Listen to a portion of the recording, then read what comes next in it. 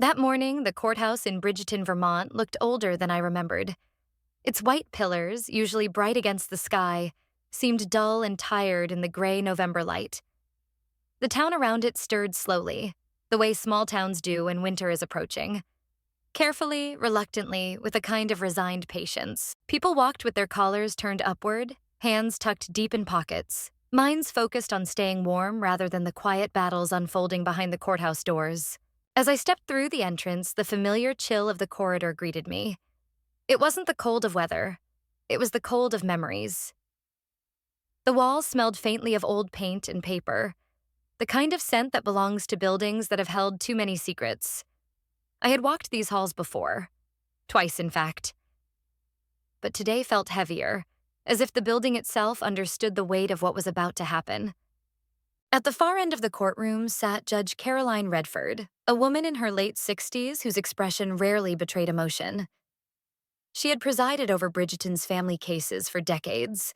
People called her fair, calm, reasonable, words that comfort the public but reveal nothing about the soul of the person who carries them. To me, she was a reminder of a truth I had learned slowly. Fairness in small towns is sometimes shaped by relationships rather than facts. My mother, Linda Marlowe, sat across the aisle, 61 years old, former Community Volunteer of the Year, the woman who taught Sunday school for nearly a decade, the woman whose name appeared in every charity newsletter and who never missed a chance to smile warmly for a local photographer. She had always worn goodness like a neatly pressed coat, visible, admired, applauded.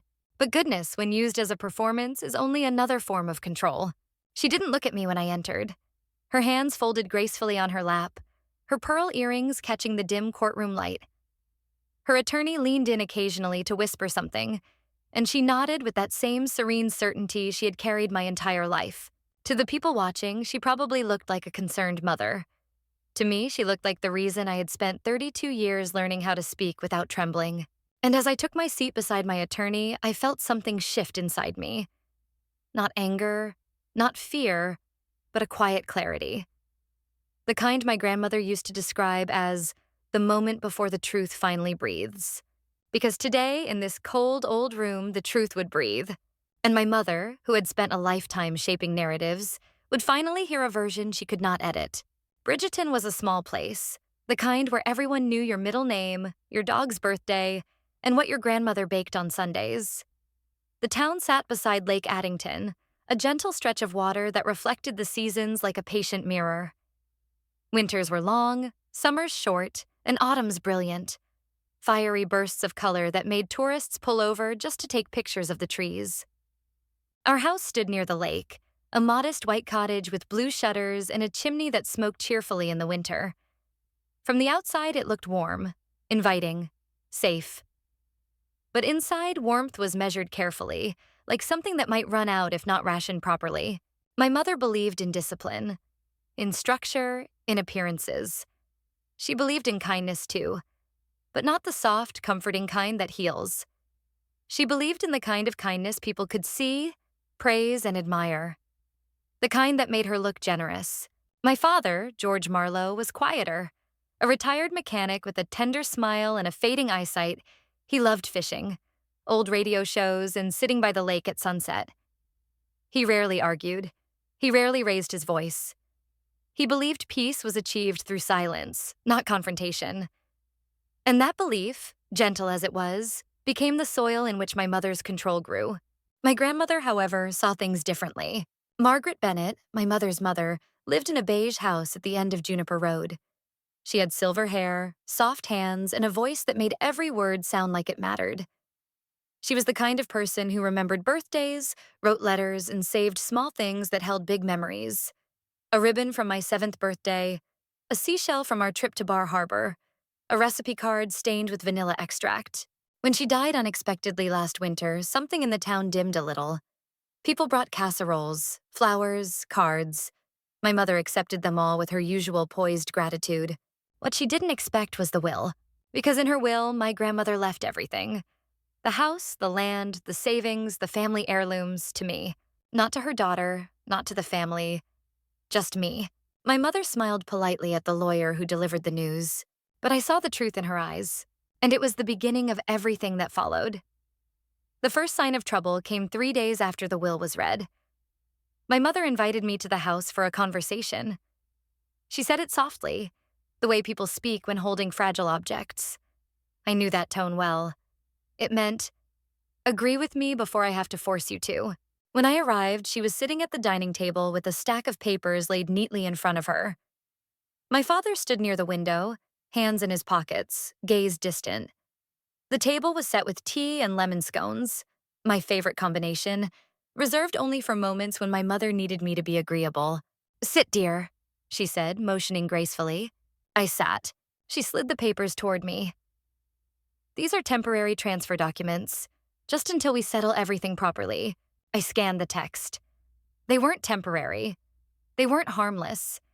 They gave her control of the estate indefinitely.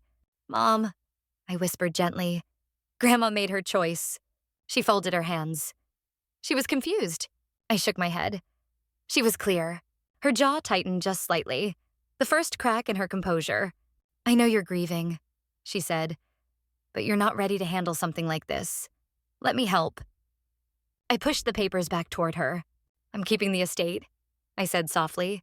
In that moment, something ancient and quiet in her snapped. So subtly, it barely made a sound. But I felt it. The shift, the coldness, the calculation. She said nothing. She simply gathered the papers and left the room. The next week, people began looking at me differently. At the grocery store, at church, at the post office. Small glances that lingered too long. Someone whispered near the bakery aisle. Someone else stepped aside when I approached. At first, I thought it was my imagination, until Bridgeton's community blog posted an anonymous entry, concerns raised over beneficiaries' behavior.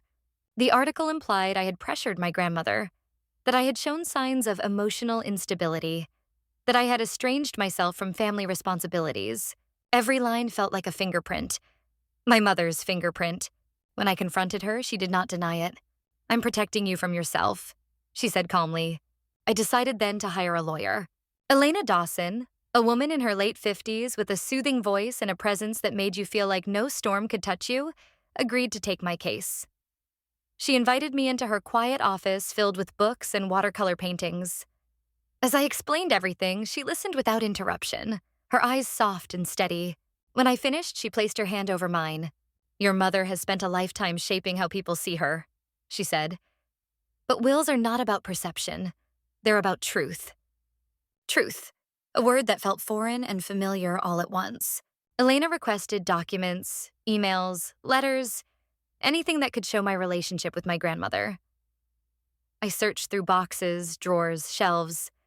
I found birthday cards, recipes, letters signed with, "Love you always, my little light." But none of it felt strong enough. Not against a woman whose influence seeped through Bridgeton like ink through water. Then, while cleaning my grandmother's attic, I found a small wooden trunk hidden beneath quilts. Inside were 5 journals, each carefully dated, each filled with my grandmother's handwriting. I brought them to Elena. She opened the first journal gently, as if the pages were alive. And there, in entry after entry, my grandmother described her concerns. Concerns about my mother's constant pressure. Concerns about documents she didn't want to sign. Concerns about the cold arguments they had behind closed doors. One entry read, Linda insists on managing everything, but love should not feel like surrender. Another, I trust Emily. She understands me without forcing me to be someone I'm not. And the most important, if anything happens to me, let Emily know I chose her because she carries love the way I carried it, for healing, not for show. Elena exhaled slowly. These journals, she whispered, are the truth she left for you. As the court date approached, the tension in town thickened. My mother spoke softly to people in the market, offering them her concerned smiles. She made casseroles for neighbors. She donated blankets to the church. She visited community centers, holding hands and giving reassurances that sounded maternal and sincere. And every action she took deepened the doubt in people's eyes when they looked at me. But Elena told me to wait, to breathe, to trust the process. Truth has its own timing, she said. The morning of the hearing arrived quietly. Snowflakes drifted lazily across the sky as I walked toward the courthouse, my breath forming small clouds in the cold air. My mother sat with perfect posture, dressed in a soft gray suit. She looked like a woman who had come to save her child from a terrible mistake. Her attorney spoke first. He used gentle language, concern, confusion, family duty. He painted a picture of a grieving daughter overwhelmed by responsibility. He spoke about my mother's long history of community service. People nodded. Then my mother spoke. Her voice trembled in all the right places. She spoke about love, about family, about her fear that I had been misled by grief. She dabbed her eyes. She sighed softly. She played the role flawlessly. Then it was my turn. Elena handed me my grandmother's journals. The weight of them felt like both anchor and salvation. I spoke slowly, the way my grandmother used to speak when she wanted her words to linger. I spoke about love, about silence, about the quiet ways people hurt each other, about strength that does not shout. Then Elena read from the journals, page after page, entry after entry. The courtroom fell silent. My mother's face changed, not dramatically, but unmistakably. Her eyes lowered. Her hand trembled faintly. The mask slipped. When the judge read the final entry, my grandmother's last written words, the room felt suspended in stillness. After a long pause, Judge Redford spoke. "The will stands," she said. "All claims against the beneficiary are dismissed." There was no applause, no dramatic gasp, just a quiet shift in the air. And then it was done. That evening, I returned to my grandmother's house. The sun was setting behind the pines, painting the sky in soft shades of orange and blue. I walked through the empty rooms, each one holding a memory shaped by her kindness. I sat in her favorite chair by the window, holding the last journal she ever wrote. The pages felt warm against my hands, as if her words still carried the heartbeat of the woman who wrote them. And I realized something. Justice is rarely loud. It does not arrive with fanfare or triumph. It arrives quietly, like a truth finally allowed to speak. For those who have lived long lives, who have seen families fracture, relationships strain, and love tested by pride and fear, you already know. The world often mistakes silence for weakness, but silence can also be strength. The strength of holding your truth until the moment it is finally heard. My grandmother left me her home, her land, her savings. But her greatest inheritance was something deeper. She taught me that love is not the loudest voice in the room. Love is the steady one, the one that endures, the one that tells the truth even when no one is listening. And that, more than anything I won today, is what I carry forward.